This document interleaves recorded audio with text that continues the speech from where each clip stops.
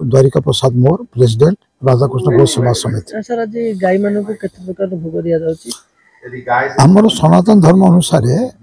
आमर जमी अच्छी श्रीकृष्ण को 56 भोग लगे से भाई गाई को गोटे 56 भोग गोटे प्रोग्राम हुए से गाई मैंने जहाँ खाते दाना फल मूल गाई खाई आम मनीष नुहे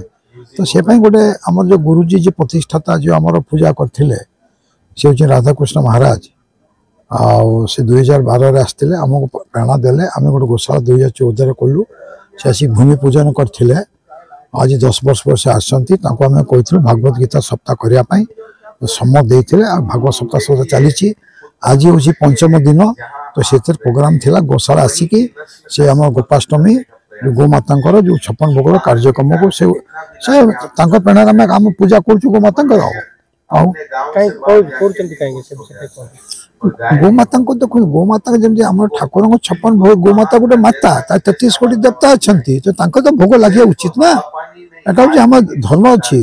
सनातन धर्म अच्छी आप पुराना ग्रंथ देखो सब अच्छी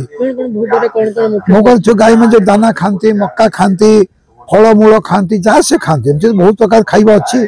सब आम व्यंजन सजा आम गोमाता खुआब।